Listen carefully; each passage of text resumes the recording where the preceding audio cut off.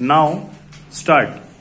Mr. Deputy Speaker, sir, a discussion on the budget presented by the youthful Honorable Prime Minister is in progress in the House. I rise to present some views and certain suggestions in support of it. 76% people in this country, and particularly the rural people, have welcomed the budget wholeheartedly. On the one hand, this budget would accelerate the pace of development, strengthening the economy, and on the other, it is hoped that there will be far-reaching consequences for agriculture and industrial development. As my friend have pointed out that the aim of budget is not merely to present an estimate of income and expenditure. Instead, its aim is to point out as to what direction the economy would take in future, what percentage of people would be benefited, what are the priorities, and so on. It is through the medium of budget that the government gets an opportunity to convey all such matters to the public. Among the priorities would have been fixed by the Honorable Prime Minister in the budget of 1987-88, rural development and poverty elimination programs have been given a special emphasis. The setting up of the National Labour Commission for improving the lifestyles and economic standards of the unorganized labor in our rural areas is due to his insight and imagination. It shows his concern for the poor and his socialistic way of thinking.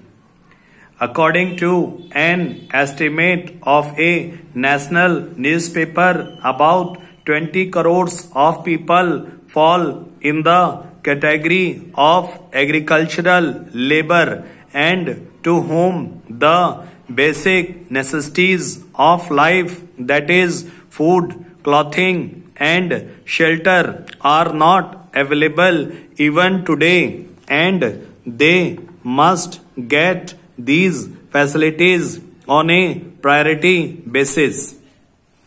I want to congratulate the Honorable Prime Minister for paying his attention to that section and for making special efforts to uplift them and setting up this commission.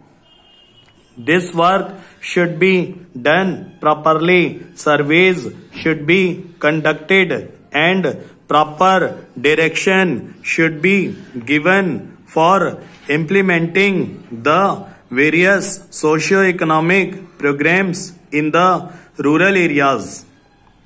It would not be correct to think that we would achieve success by merely setting up a commission. Similarly, rupees 200 crores have been earmarked in the budget for poverty alleviation programs like IRDP, NREP. 2 points are clear from this. The young educated people in the rural areas are going to get employment news. The integrated rural development program might help in this direction, and in the 6th 5-year plan and 7th 5-year plan, about 2 crores of people have been benefited under this program, which no one can deny. Rupees 310 crores have been allocated under IRDP, rupees 780 crores under NREP, and rupees 725 crores under RLEGP for the next year. It would enable 40 lakh people to get employment under IRDP, under NREP. More than 750 crores of mandates will be NREP. More than 750 crores of mandates will be created. It is in itself an ambitious project. I have seen the good results of it in the rural areas of my own constituency. The unemployed people in these areas have got employment. Agricultural laborers have got employment. When earlier people used to get work for 3 months or 6 months in a year and earned only rupees 4 per day. Nowadays, they get employment more frequently and earn rupees 10 per day as wages. The earnings have increased. Secondly, an important proposal has been made in regard to the housing schemes, and I would like to praise the Honorable Minister for it. Highest priority has been given to the housing schemes in both and urban areas, for which I want to congratulate the Honorable Prime Minister on behalf of crores of people of this country. It has been lauded in all the national newspapers as well.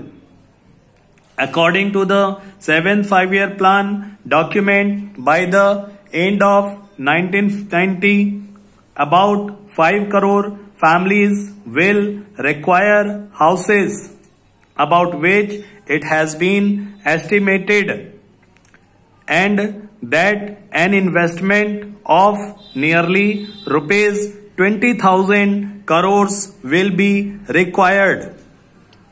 Keeping this in view and through coordinated efforts of the National Buildings Organization, Housing Development Finance Corporation, and other nationalized housing banks, we should ensure that the benefits of the scheme reach the lower income groups in the districts and those who want to build houses privately or through cooperative societies. Hence, it is a very good scheme, and we would be successful in the construction sector in the future years. It would generate employment and the connected industries like steel, cement, energy, coal and power, which form the country's infrastructure, will also prosper. Therefore, the allocation of rupees 100 crores for national housing banks should be increased to rupees 1,000 crores so that an ambition project like this does not suffer.